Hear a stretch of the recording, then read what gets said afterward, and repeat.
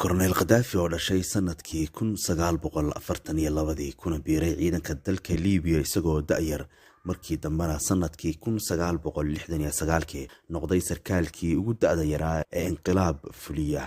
waxa uu inqilaabka fuliyay isagoo haysta darajada korneyl intii uu joogay dalka Liibiya oo dhammayd muddo 42 sanadoodana Korneyl Qadaafi kama aanu dalacin darajadaas. waxaa cajiib ahayd in dhammaanba saraakiishii kale ee dalka Liibiya uu amar ku siiyay inaanu jiri karin sarkaal isaga ka dulmari kara. colaad aan dhammaad lahayn ayuu u hayay dhammaanba madaxdii dalalka Carabta iyo Islaamka. wuxuu inqilaabyo ka abaabulay dalalka Morocco, Suudaan, Masar iyo weliba dalka Sacuudiga, halka Soomaaliya iyo Ciraaqna uu toos u soo raacay dagaallo ay isku hayeen dalal shisheeye. tusaale ahaan dalka Ciraaq oo dagaal aan waxba la isula hadhin 8 sanadood kula jiray dalka Iiraan, Qadaafi waxa uu toos ula saftay dalka Iiraan isagoo naf iyo maalba duldhigay sidii ay Iiraan uga guuleysan lahayd dalka Ciraaq. hadafka qudhaya Qadaafi ka leeyahay arrintaasina waxay ahayd isagoo ku xumeynaya madaxweynihii dalka Ciraaq ee Saddam Hussein, halka uu toos ugu soo diray ciidamo Liibiyaan ah oo ka qayb noqda dagaalkii Soomaalida iyo Itoobiya sanadkii 1977 kuwaasi oo toos ula galay dagaal ciidamadii Soomaalida.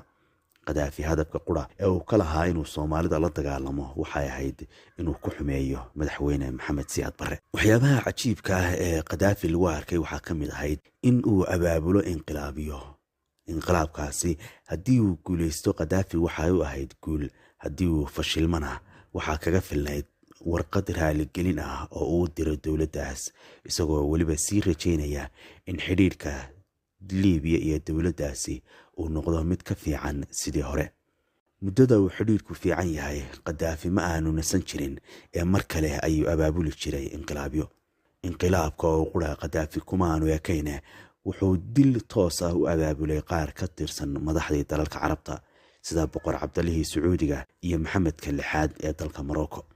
si gaar ah Qadaafi dalalka Khaliijka ayuu yeesi jiray, wuxuuna u arki jiray dad jaahiliin ah oo jilicsan isla markaasina uu eebbe ku manaystay hanti. waxa uu arkayay cidda qura ee ka faa'iideysata dalalka Khaliijku inay tahay Mareykanka iyo Israa'iil, sidaas darteedna waxa uu arkayay dad aan faa'iido lahayn oo ay tahay in la isdhaafiyo. يا أخي الجيش السعودي لازم يتمرد، الشعب كان في شعب لازم يتمرد، البترول لازم يحرق.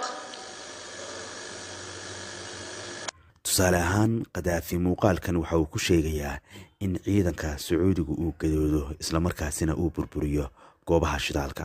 waxa uu Qadaafi sheegayaa in aan loo adkeysan karin xaaladdu inay sidan sii ahaato. xilligan oo ahaa xilligii uu dalka Sacuudiga ka talinayay boqor Faysal, Qadaafi waxa uu ka bixiyay raaligelin sidii caadada ahaydba, wuxuuna boqorka isugu tilmaamay inuu yahay wiil yar oo caasi ah oo ku geefay boqorkiisii. hase ahaatee heshiiskaasi muddo yar kadib waxaa la dilay boqor Faysal. dhammaanna idaacadihii dalalka Carabta waxaa ka bilaabmay tacsida boqorka iyo quraan akhris, marka laga reebo idaacaddii Qadaafi oo qura oo iyadu iska diiday ama iska sii wadatay warkeedii. ayaama kadibna Qadaafi isagoo arrintaasi daba socda ayuu yidhi, ma garanayo sabab sidaas oo dhan buuq looga sameeyo taajir batrool oo dhintay.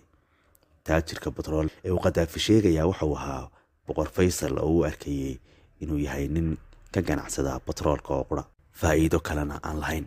xadgudubyadii xad-dhaafka ah ee Qadaafi kula kacayay boqortooyada dalka Sacuudigu waxay sababtay in isla sanadkaas uu Sacuudigu joojiyo in dalka Liibiya laga soo aado xajka.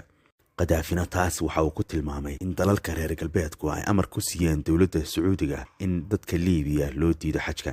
Qadaafi waxa uu ku soo koobay hadalka in dalal gaala ah ay u diideen xajka. diblomaasiga caanka ah ee reer Sacuudi Arabiya, Qaasi al-Qusaybi, isagoo sheekadan warinaya waxa uu sheegay in Qadaafi uu isla bariyay kadib soo diray warqad cudurdaar ah, wuxuuna soo raaciyay inuu doonayo inuu booqasho ku yimaado dalka Sacuudiga. Qadaafi booqashadan waxa uu gadan lahaa in madaxda Sacuudiga uu ka dhaadhiciyo ama uu ku cadaadiyo in iyaguna booqasho ku yimaadaan dalka Liibiya.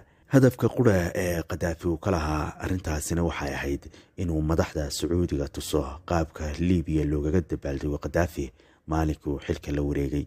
booqashada Qadaafi ee gudaha dalka Sacuudiga oo meel fiican maraysa ayaa Qadaafi xaaskiisii oo aan wax ilaalo ah wadan ay ka baxday maalin guriga, waxaanay iyada oo dhowr dumar wadata u dhaqaaqday dhanka suuqyada waaweyn ee magaalada riyaad ee caasimadda dalka sacuudi arabiya.